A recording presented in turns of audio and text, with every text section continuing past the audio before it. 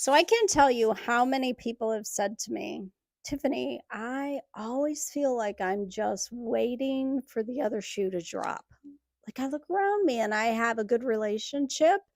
I got a pretty decent job. Everything seems fine. But inside, I always feel like something bad is coming. Why is this happening? So I want you to understand that there can be these moments when life looks calm on the outside. The bills are paid, your relationship's stable, work is steady. Nothing is obviously wrong. And yet, beneath the surface, there's just this quiet tension that feels like it's always there and it never disappears. It's like a subtle alertness, a feeling that you are bracing for impact, even if you can't see any impact coming. It's the sensation of waiting for something to go wrong, waiting for that other shoe to drop. Now, many people live with this feeling for years, and they just don't understand it. They may not describe it, or describe themselves, I should say, as someone who's like chronically anxious. They may not even feel like, oh, they have an anxiety disorder or depression or anything like that because they're functioning pretty well. They're responsible people, they show up, they keep their commitments, they're handling life.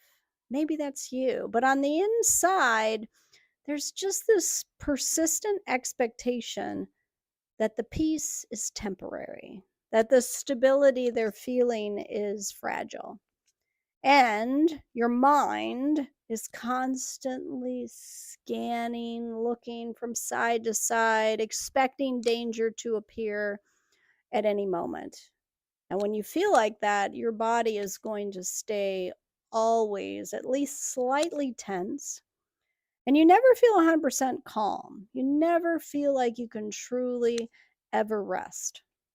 Now, this pattern is far more common than most people realize. And if you're stuck like this, you're often a little hesitant to tell people about it. You feel like it makes you sound crazy. But a lot of people live like this. It's not a character flaw, it is actually a learned response. And it's rooted in how your nervous system adapts to past stress and the emotional unpredictability that may have been a part of your past.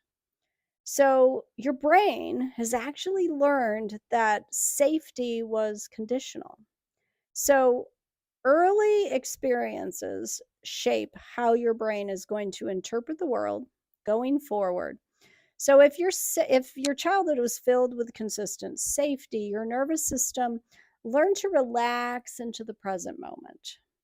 But if that safety was unpredictable, your nervous system learned to always be on alert. Now, think about why that's a good thing. As frustrated as we get with our nervous systems from time to time, if they won't listen to what we are telling them consciously, we're saying, I am safe. And the subconscious is saying, bullshit, I'm not buying it. That can be frustrating, but your nervous system functions exactly how it was designed to function to keep you safe. Because if you were actually born into a highly dangerous world where mountain lions were everywhere, it would be super useful for you to be hyper vigilant. And many of us were born into such a world. Maybe it wasn't physically dangerous, but it was emotionally dangerous for us. And with that unpredictability, your nervous system learned to be on alert all the time in order to keep you safe. So, for a lot of you out there listening, this unpredictability arrived in your life very early. For some like me, it was right at birth. And your home life was unstable, or maybe you had inconsistent caregiving. You were taken care of one week, but then when mom was having a mental health crisis, you weren't cared for emotionally or physically, or when mom was having a relapse into drugs. That care that you had received the previous week is suddenly gone. Maybe you lived in a high conflict environment.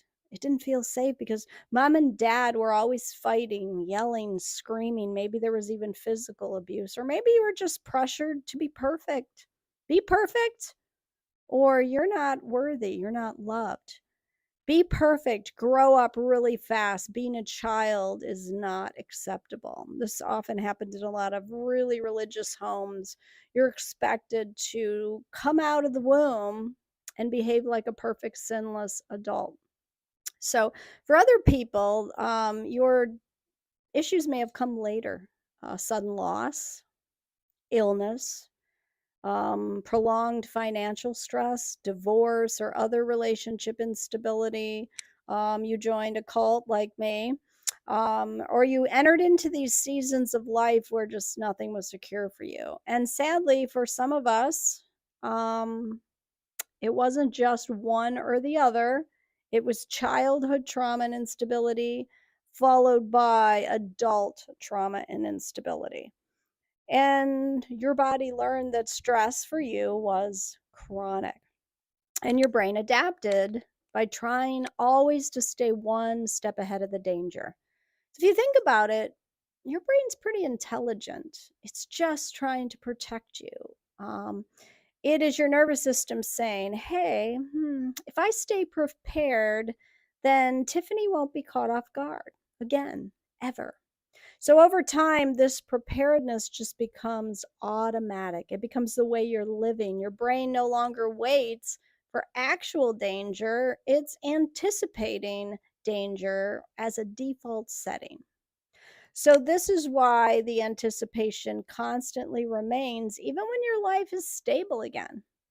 The environment might change, but your nervous system does not automatically update based on your current safety level unless we teach the nervous system repeatedly that safety is now reliable. So, one of the most confusing experiences for people who live with this pattern is how uneasy you could feel when things are peaceful. So, when life finally slows down, the body does not always soften into that. You would think, you'd be relieved, right? Instead, your body can actually respond with restlessness, unease, heightened alertness. Now, this isn't because something is wrong with you or your environment, it's because in the past, calm may have preceded disruption, chaos, and yes, that shoe dropping. And when that pattern repeats itself enough times over and over, your brain begins to associate peace not with safety, but with vulnerability. So when things are finally going well, your mind stays busy, your body stays tight, your sleep still stays lighter, your thoughts begin to ruminate in an anticipatory way, thinking, what could go wrong? What if this happens? What if that happens? Your system just doesn't trust calm because calm was always followed by pain in the past, by some disaster happening to you. This is why some people can go on vacation and still feel unsettled. They just struggle to enjoy success. They finally get there. Everything you've worked so hard has arrived and you can't enjoy it. You can't relax. This is why sometimes your mind will criticize good moments internally. Why some people wait for relationships to fail. Even when you look around, nothing at all suggests that there's anything wrong with your relationship except your hypervigilant brain. So your nervous system isn't responding to the present moment, it's responding to old conditioning stored beneath your conscious awareness. Okay. And this pattern that you're stuck in is really hard to turn off consciously. You could talk to yourself, look in the mirror, do your affirmations, and it can persist.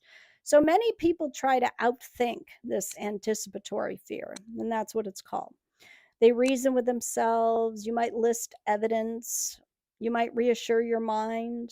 You might practice positivity. You might plan meticulously to make sure you're safe.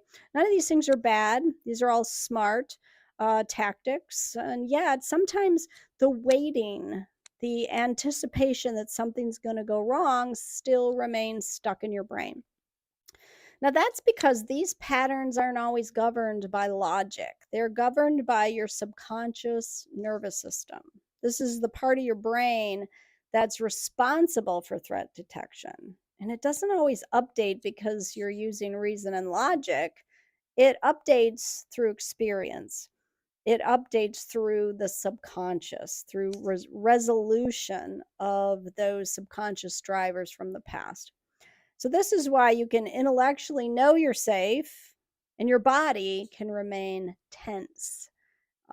It is why reassurance helps temporarily, but sometimes never fully resolves that internal anticipation. Your alarm system beneath your thinking is still operating on the old program. So until your nervous system receives consistent new data showing that safety is stable, not conditional, it continues to prepare for what it believes is inevitable. Danger, chaos is coming. That's what it believes. Now, that's where trauma comes in. So, trauma, remember, doesn't require a single catastrophic event. Okay. It can come through repeated emotional strain in adult life, prolonged uncertainty. It can come through living in an environment where a person was forced to suppress fear, sadness, anger. You had to put aside your own emotional needs to survive. So sometimes, and this is what I want you to understand, because we talk a lot about, childhood trauma, but trauma can come as an adult when you are a caregiver and you are caring for a sick or dying loved one. Um, and they can't help it. They're not harming you, hurting you in any way. And you don't think about that as trauma. Or you just have some financial instability. You're always worried about losing your home. These things can be traumatic. They can keep you stuck in this state, even if you don't have any childhood trauma. So, whenever your body is forced to stay guarded physically, emotionally, for long periods of time, the nervous system learns to remain hyper alert. So, this new state is not fully resolved, it becomes your baseline. And even when your life improves, maybe the sick person you're caring for gets better. Maybe you get a new job making more money. Your subconscious is still operating as if the threat is still there, as if it's unresolved. And this is why so many people say, I do not understand why I still feel so on edge, even though my life is so good now.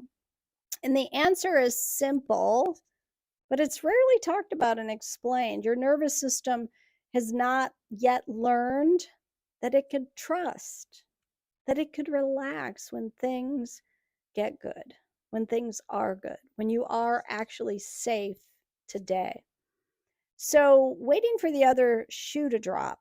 Now, it extracts a quiet toll on you. And this is why it's so important that you work to resolve this. It doesn't always create panic, terrible states of anxiety, dysfunction, but it steals your peace.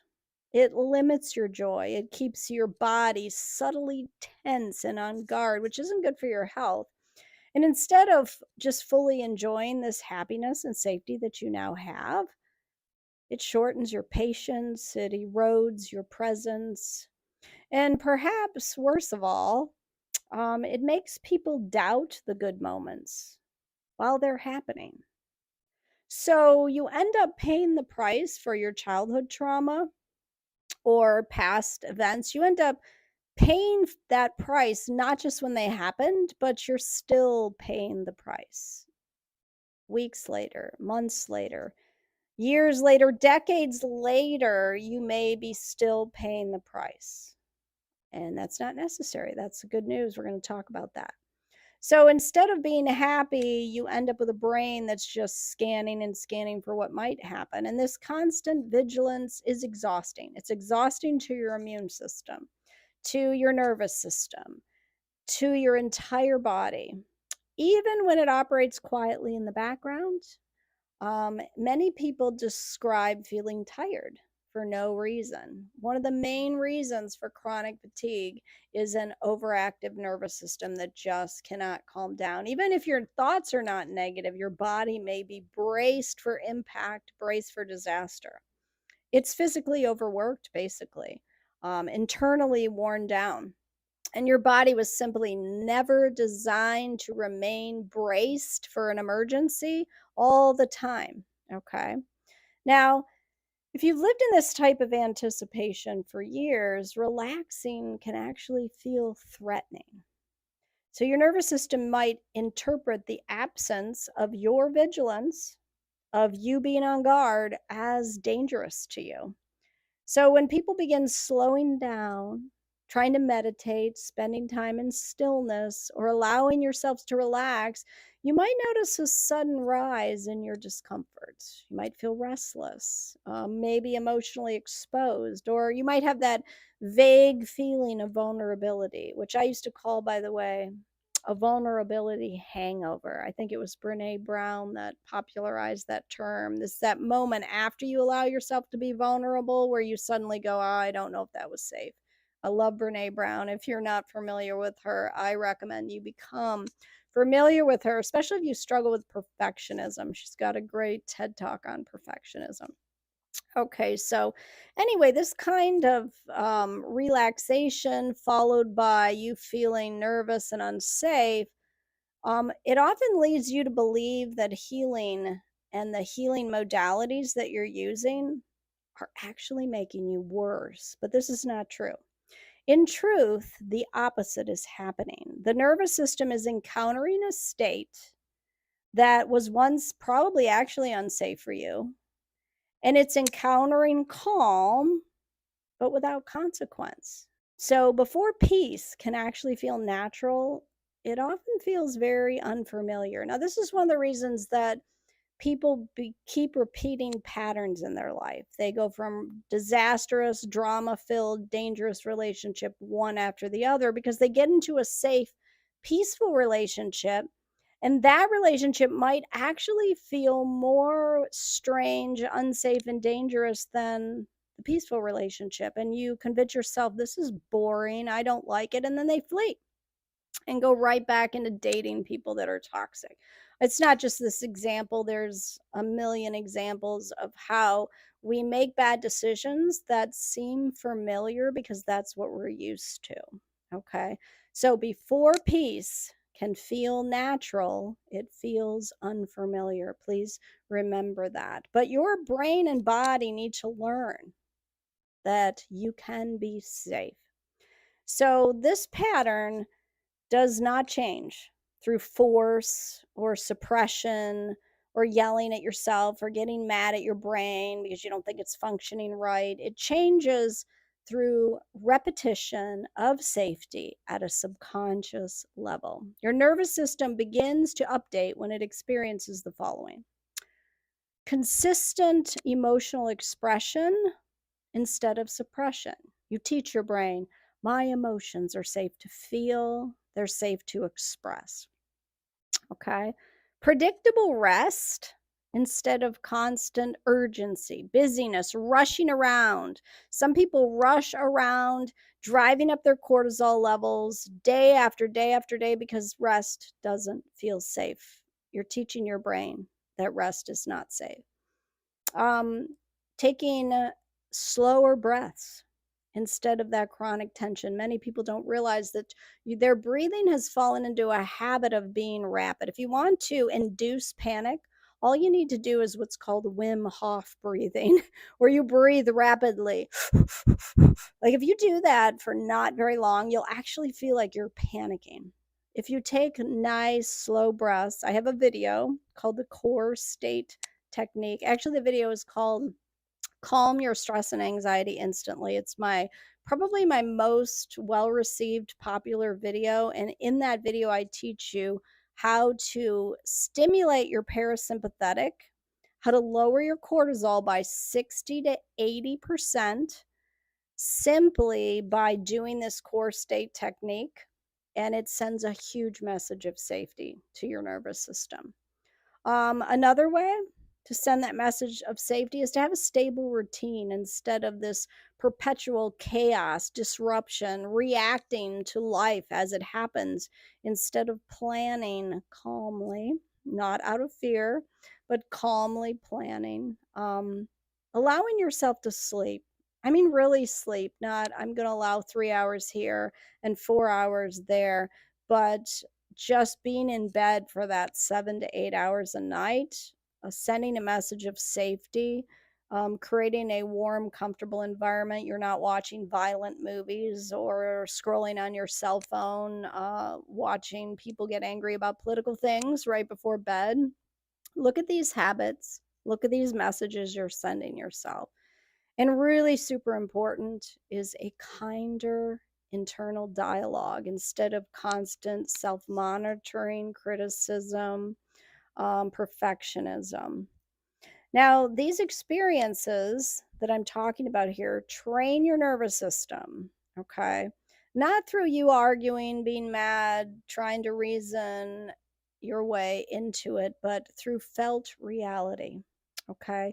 The alarm system beneath your mind begins to stand down because it finally receives consistent feedback that nothing is coming to hurt you, to undo the calm.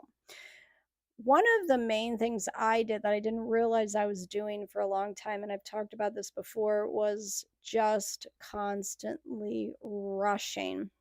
There was a time in my life when I literally was rushing all the time. I would get out of bed and rush through my morning, and then I would rush to work and I would see my clients and I would calm down then, but then I was right back into rushing again. I didn't even know I was doing it. It just felt natural, normal, familiar. If I wasn't rushing, I felt weird. I would actually start to tick and shake because it didn't feel safe for me to sit still. And I didn't realize this until I had a routine cortisol test because I was having some hormone issues. Because a body can't really function normally if you're rushing all the time, believe it or not. And the doctor said, Tiffany, my God, your cortisol levels are like battlefield high. That was the word she used. She says, are you suffering from anxiety, depression, panic attacks? No, I'm not. I couldn't figure out what I was doing, and I began to become more self-aware, and I realized I was pushing, rushing, trying to get things done, and constantly sending a message of danger. I think rushing is one of the most common ways that we keep our nervous systems dysregulated without even realizing we're doing it. This trains your nervous system to be on guard all the time. Um, Now, this is why subconscious based processes like hypnosis and also somatic processes that bottom up, body to mind processes like breath are so powerful because your deeper brain learns that it's no longer needs to prepare for impact. Basically, the waiting, the worrying, the watching begins to soften because you are sending consistent messages of safety, and those also need to be sent consciously. You need to send a conscious message as well. If you're listening to self hypnosis audios and meditating and doing breath work and havening and somatic processes and other things I teach, and all the time you are consciously calling yourself names and criticizing yourself, that's not going to work either. Okay, we need to work holistically, subconsciously, consciously, somatically. Those three branches need to be working together. um, so what does it feel like when that waiting for the shoe to drop, it begins to dissolve? Some of you don't even know what that feels like at this point. I can promise you it feels so peaceful, so wonderful. It's worth working towards. The shift rarely happens all at once, and it usually unfolds kind of slowly, kind of quietly. I think using transformational hypnosis speeds that process up tremendously because we're really working at a deep level, getting at those subconscious drivers, those reasons your brain has decided you're not safe. We're healing that trauma, and we're neutralizing and reframing the way your mind and body are responding. So, one of the first things that happens, you know, you're on the road to recovery, is your sleep starts to improve. You don't feel that constant tension in your shoulders anymore. And that often happens sometimes even before your thoughts change. And your breathing just becomes slow because your belief systems about yourself, about the safety of your world are beginning to update. Um, you find that you actually catch yourself in the present moment, not thinking about the future, not regretting the past, but just being in the present, not scanning, not bracing, not anticipating, in the present moment. This is where peace resides. This is where peace resides. If you think about it for just a moment, if you could just drop down out of the world of thought and into the present moment, and you could feel your chair underneath you right now. You could feel perhaps just the temperature of the room. You could see, you could look around you and just take in those four walls surrounding you safely. You could notice the colors, the way you've decorated the room perhaps, and you could hear the sounds. Yeah, just the everyday sounds in your room, very subtle, very quiet. When you're in that present moment and you're not focused on thinking, particularly if it's negative, you'll actually find that at the core of who you are right now, in this absence of thought, you already possess perfect peace, perfect love, perfect joy. That is your natural state before all the negative programming, before all the criticism, before the inconsistencies in your environment and relationships, before the trauma. Without that negative programming, there's just peace. That's your natural state. I firmly believe that. And when we could remove that programming and we could settle down and just be in the present moment in a state of rest, and your subconscious learns that's safe for you, peace just comes naturally. It flows. You don't have to fight for it, you don't have to work for it. So your body learns it's actually safe to just be here right now without doing anything. There's nothing weak or negative or flawed about this pattern I'm describing. Let's be clear about that. It's formed because at some point in your life, anticipation genuinely did serve as a protective mechanism. You were protected, you were safer because you were on guard all the time. And now your nervous system needs to learn something new. That protection doesn't require constant vigilance anymore. And one of the things I love to tell myself, because I know exactly what it's like to live here. Long after my world became safe, my nervous system still believed that I was unsafe. And I'm going to be 100% honest. I'm not going to lie. Sometimes it goes back there, maybe triggered by something subconscious. And I'll just feel like I'm just not really relaxing. Like my nervous system is not quite at rest and at peace.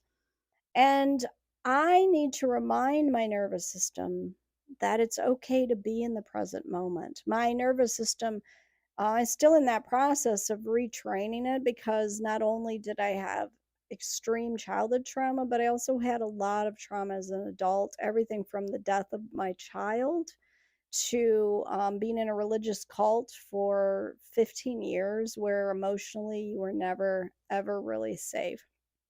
Um, and so my nervous system had good reason to be in constant anticipation. And now my life honestly doesn't require this constant vigilance. And so if I catch myself triggered in some way where I fall back into a pattern, and I find that my nervous system is becoming hypervigilant. And I'll tell you, I think at this point in my life, because my internal dialogue is good, I've worked on my subconscious, it's usually because I have somehow not honored myself or my boundaries. I did that about a month ago. I did not say no to something I really didn't feel comfortable doing. It wasn't anything terrible, but it was pretty small actually. And I just didn't honor myself, and I allowed myself to be overextended. I allowed myself to go without sleep, and my nervous system recognized that from the past and viewed it as a threat. And this tension built in my body and in my nervous system. And then I found myself kind of caught in that pattern again where I just couldn't seem to rest. My body was sort of stuck there. And one of the most powerful ways to help your nervous system is to realize that you're safe now. Look around you right now. You've got four walls protecting you. Maybe not things aren't perfect in your life, but right now you can pay your bills. Right now you have food. Right now you're not sick. We never have a 100% guarantee that we're going to be safe forever. So, anticipatory anxiety isn't something we need to live in just because something might happen in the future. Of course, something might happen. A meteor could drop on my head tonight. I could be hit by lightning on the way to my car at the end of this day. These things can happen. They're very unlikely, but right now, I am safe. So, one of my most beautiful habits is just if I start to feel any kind of tension building in my body, I do a practice where I look around. I use my periphery vision. We don't look around if we're genuinely in danger. We become hyper focused and we have tunnel vision. And I look around and just notice how safe I am. I listen. It's quiet. It's peaceful. I send these messages of safety to my body. I feel the surface below me supporting me. I use my five senses to reorientate myself and my subconscious and my mind to know that I'm safe right now. And it brings me peace. And so I'm signing off now, and I'm just wishing you a peaceful, peaceful rest of your day. Take a deep breath, slowly exhale, and just be at peace in this moment right now.